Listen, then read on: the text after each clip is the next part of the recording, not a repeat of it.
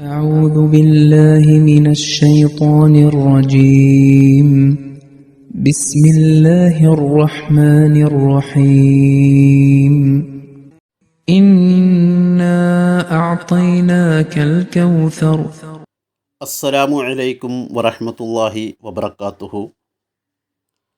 സൂറ കൗസർ, ആയത്ത് നമ്പർ 2.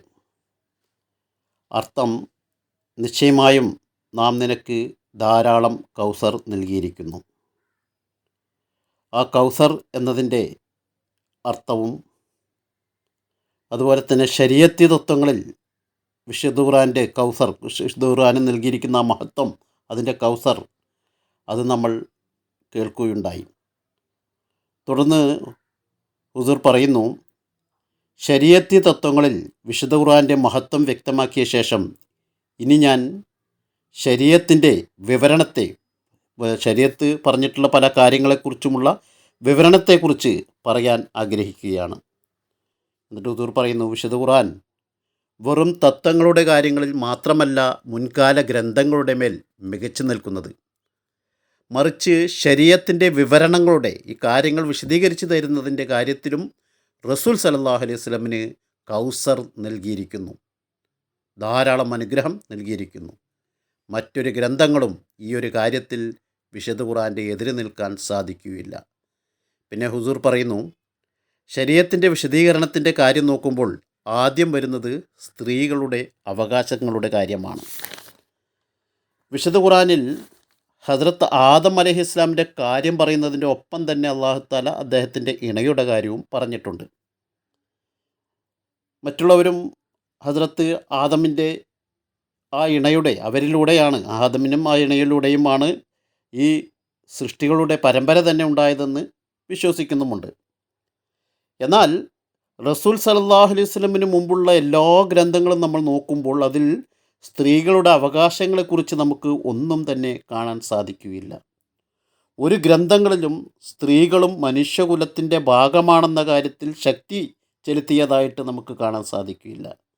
വിശുദ്ധ ഖുർആൻ മാത്രമാണ് ആദ്യമായി സ്ത്രീകളുടെ അവകാശങ്ങൾ മുന്നോട്ട് വച്ചതും, മാത്രമല്ല അതിൽ ഇത്രമാത്രം ഊന്നൽ നൽകിയതും വിശുദ്ധ ഖുർആൻ മാത്രമാണ്. ഇതിലൂടെ പുതിയൊരു അറിവിൻ്റെ വിപ്ലവം തന്നെ തുറക്കപ്പെട്ടു എന്നുള്ളതാണ്.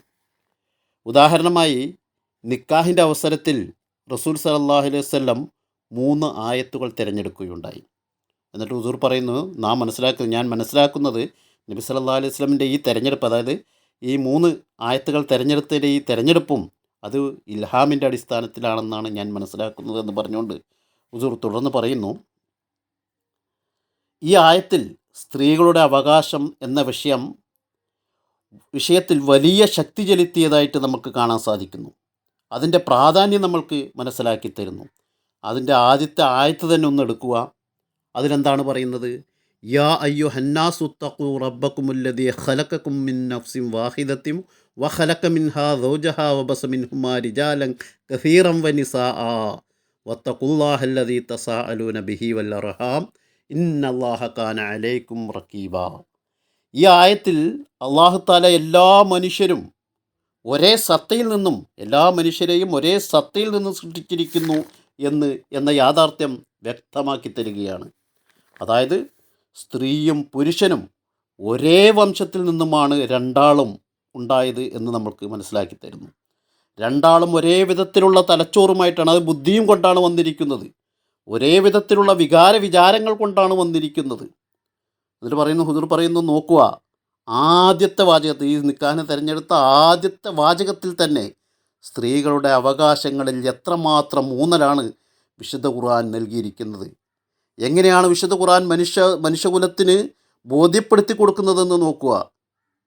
അതായത് അവരും ഒരേ വംശത്തിലാണെന്ന് പറഞ്ഞുകൊണ്ട് നിങ്ങൾ സ്ത്രീകളെ നിങ്ങൾക്ക് എങ്ങനെയും ഭരിക്കാൻ കഴിയുന്ന ബുദ്ധിയില്ലാത്തവരായി നിങ്ങൾ മനസ്സിലാക്കരുത്, എങ്ങനെ വേണമെങ്കിലും അവരോട് പെരുമാറാമെന്ന് ധരിക്കരുത്.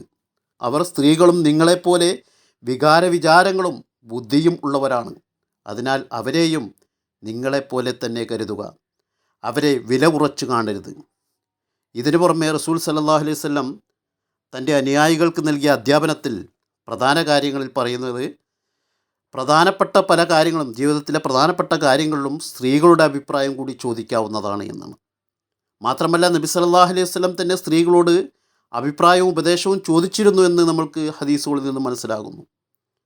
ഈ കാര്യത്തിൽ അവർ എത്രമാത്രം സ്വാതന്ത്ര്യമാണ് നൽകിയിരുന്നതെന്ന് നോക്കുമ്പോൾ ഒരു ഹദീസിൽ വന്നിരിക്കുന്ന, ഒരിക്കൽ നബി സല്ലല്ലാഹു അലൈഹി വസല്ലം വീട്ടിൽ നിന്നും പുറത്ത് താമസിക്കാൻ തീരുമാനിച്ചു.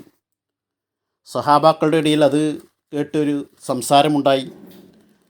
അതായത് നബി സല്ലല്ലാഹു അലൈഹി വസല്ലം തൻ്റെ പത്നിമാരെ ത്വലാഖ് ചെയ്തിരിക്കുന്നു. ഹദ്റത്ത് ഉമർ റളിയല്ലാഹു അൻഹുവിൻ്റെ ഒരു പുത്രിയും നബി സല്ലല്ലാഹു അലൈഹി വസല്ലമിൻ്റെ ഒരു പത്നിയാണ്. ഇതറിഞ്ഞപ്പോൾ ഹദ്റത്ത് ഉമർ റളിയല്ലാഹു അൻഹു തൻ്റെ മകളുടെ അടുക്കൽ പോയി. എന്താണെന്ന് അന്വേഷിച്ചപ്പോൾ അവർ കരഞ്ഞുകൊണ്ട് പറഞ്ഞു, നബി സല്ലല്ലാഹു അലൈഹി വസല്ലം വീട്ടിൽ നിന്നും പുറത്ത് താമസിക്കാൻ തീരുമാനിച്ചിരിക്കുന്നു, വീട്ടിൽ നിന്നും അദ്ദേഹം പോയിരിക്കുന്നു. ഇത് കേട്ട് ഹദ്റത്ത് ഉമർ റളിയല്ലാഹു അൻഹു നബി സല്ലല്ലാഹു അലൈഹി വസല്ലമിൻ്റെ അടുക്കലെത്തി പറഞ്ഞു, യാ റസൂലുള്ളാഹ്, ഞങ്ങൾ സ്ത്രീകളെ വടികൊണ്ട് അടിച്ച് നേരെയാക്കി കൊണ്ടുപോകുമായിരുന്നു. പിന്നീട് താങ്കൾ വന്നുകൊണ്ട് നൽകിയ അധ്യാപനങ്ങളുടെ ഫലമായി ഇപ്പോൾ അവർ ഞങ്ങളുടെ തലയിൽ കയറാൻ തുടങ്ങി.